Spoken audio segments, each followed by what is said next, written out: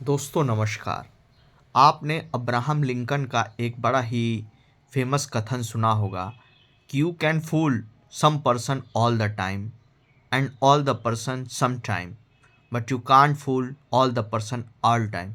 यानी आप कुछ लोगों को हमेशा के लिए मूर्ख बना सकते हैं या सभी लोगों को कुछ समय के लिए मूर्ख बना सकते हैं, लेकिन आप सभी को हमेशा के लिए मूर्ख नहीं बना सकते हैं।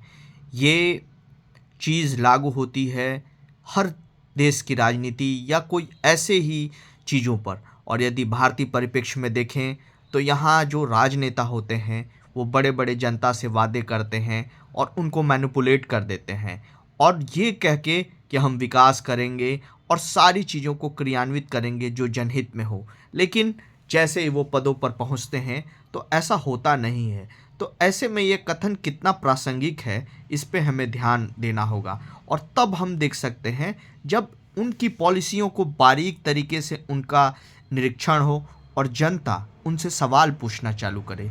जब तक जनता सवाल पूछना नहीं चालू करेगी और अपने को एक जागरूक जनता के रूप में प्रतिस्थापित नहीं करेगी, तब तक कुछ नहीं होगा। तब तक डेमोक्रेसी केवल एक मौकरी बन के रह जाएगी। लोकतंत्र में उसका मीनिंग ही होता है कि जनता द्वारा शासन। जनता उन लोगों को चुन के भेजती है कि आप जाएं और हमारे लिए नीतियां बनाएं। लेकिन ऐसा नहीं है कि यदि जनता चुन के भेजी तो सवाल पूछना भूल जाए।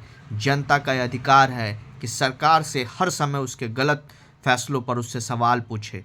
तभी सरकार एक वॉर फुटिंग नोट पे काम करेगी और अकाउंटेबल होने की उससे जिम्मेवारी महसूस होगी। नहीं तो वो एकदम आंख मूंद लेगी और जब भी चुनावी समय आएगा तो एक बात सभी अपने अपने कमरों से बाहर ले निकल के जनता से मिलने लगेंगे कि चलो कुछ समय की मेहनत की बात है। फिर जैसे चुनाव ख़त्म हुआ फिर वो अपने अपने कमरों में बैठ जाएंगे कि चलो अब तो चुनाव ख़त्म हो गया। इसलिए लोकतंत्र को जिंदा रखने के लिए ज़रूरी है कि जनता की चेतना जिंदा रहे, तभी ये लोकतंत्र बचेगा। वरना ये अब्राहम लिंकन का जो कथन है वो सही नहीं हो पाएगा। इसलिए ध्यान रखना है कि लोकतंत्र को बचाए रखना है तो जनता को अपनी चेतना को जिंदा रखना पड़ेगा।